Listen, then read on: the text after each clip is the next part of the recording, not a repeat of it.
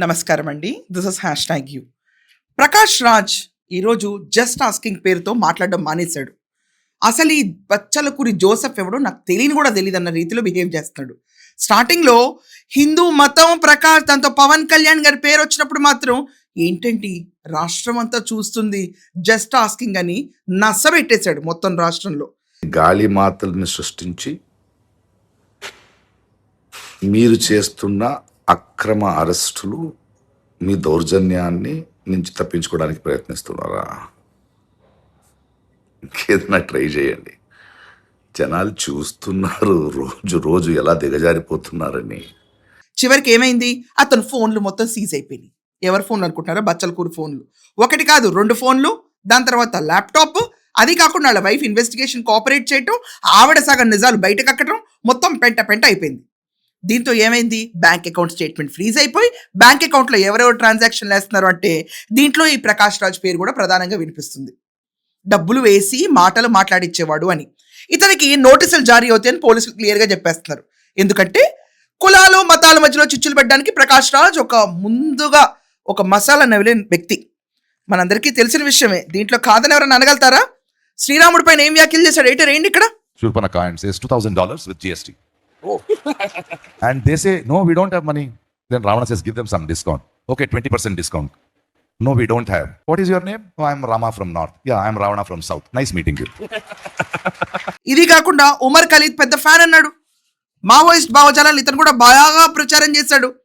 దెబ్బకి ఏమైంది, ప్రకాష్ రాజ్ పేరు హిట్ లిస్ట్లోకి వచ్చింది. ఈరోజు హిట్ లిస్ట్లోకి వచ్చిన తర్వాత జస్ట్ హిట్ లిస్ట్ కేసు అంటే సరిపోదండి. దీని మొత్తం వెనకమాల వీళ్ళకి ఒక వాట్సాప్ గ్రూప్ ఉందంట.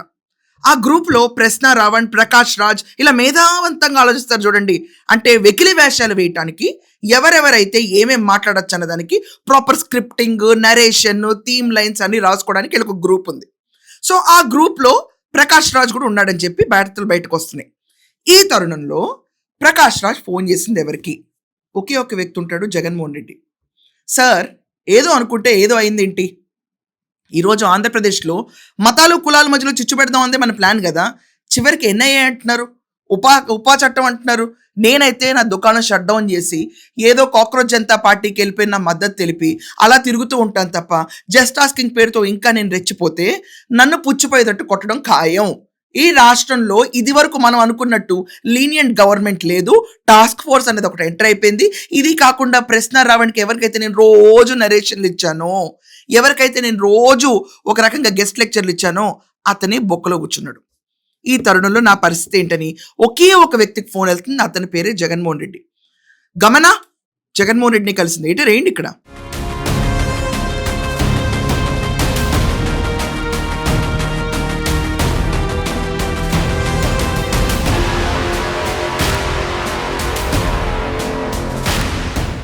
ఇది కాకుండా ప్రకాష్ రాజ్ ఒక్కసారన్నా జగన్మోహన్ రెడ్డిని ప్రశ్నించాడా?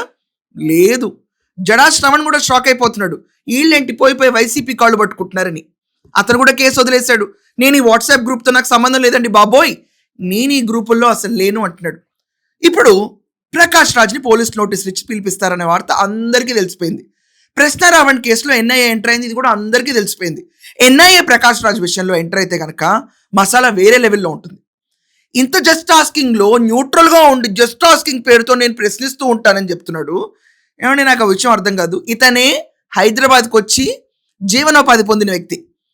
ఇక్కడ పవన్ కళ్యాణ్ పార్టీ ఎలా పెడతాడని ప్రశ్నిస్తాడు. అంత కొక్కిరాయిగా ఉంటుంది ఇతని ప్రశ్నింపులు. జగన్మోహన్ రెడ్డి టెన్యూర్లో జరిగిన అరాచకాలను ఎప్పుడు జస్ట్ ఆస్కింగ్ పేరుతో ప్రశ్నించడు. కానీ బచ్చలకూడి జోసెఫ్ వెనకమాల నుంచి మావోయిస్ట్ భావజాలాలు మన ఇద్దరికి వీఆర్ జెల్లింగ్ వెరీ వెల్ కదా. కులాలు మతాల మధ్యలో చిచ్చులు పెట్టాలంటే జస్ట్ ఆస్కింగ్ పేరుతో ఆంధ్రప్రదేశ్ను ఆడుకుందాం అని చెప్పి దూరిపోయాడు. ఇతనికి ఒక్క చోట కాదు 3 చోట్ల ఓటర్ ఐడీలు ఉంటాయి. జస్ట్ ఆస్కింగ్ పేరుతో సిగ్గు శరం ఉండదు. ఇతను జగన్కి ఫోన్ చేయడంలో మీకు పెద్ద ఆశ్చర్యం ఏముంటుంది? ఈ పార్టీకి 100 ఫోన్లు వెళ్ళుంటాయి. ఇప్పుడు ఇతను ఫోన్ కనుక సీజ్ చేస్తే ఇతని బ్యాంక్ అకౌంట్లో ఎవరు డబ్బులు వేస్తున్నారనే విషయం కూడా బయటపడుతుంది. ఇప్పుడు రావణ్కి ప్రకాష్ రాజ్కి ఇంకొక బాపు ఉంటాడు కదా, డబ్బులు వేయడానికి. ఇతను సినిమాలో సంపాదించిన డబ్బులను తీసుకొచ్చి ఆంధ్రప్రదేశ్లో పొలిటికల్ పెంట చేయడానికి అయితే ఖర్చు పెట్టాడు. అంత జస్ట్ ఆస్కింగ్ కూడా ఉండదు ఈ క్యాండిడేట్కి. ఖచ్చితంగా ఇతని పైన ఇంకొక మేత ఉంటాడు. అతను వీళ్ళందరినీ మేత వేయాలి. ఆ మేతలో కొంచెం మేత రావణ్కి వేస్తాడు.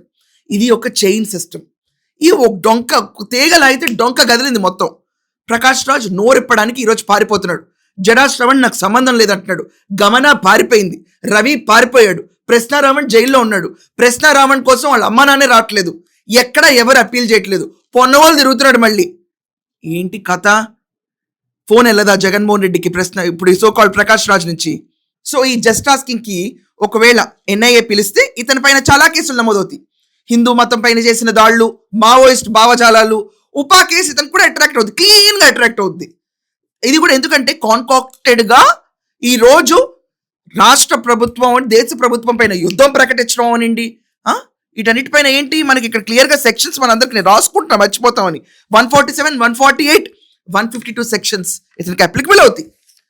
ఇది కాకుండా మావోయిస్ట్ భావజాలను ప్రచారం చేసే ఈ బచ్చలకూరి జోసెఫ్ వెనుకమాల ఇతనే ఉన్నాడు. క్లీన్ గా స్వీప్ అవుట్ అయిపోతారు.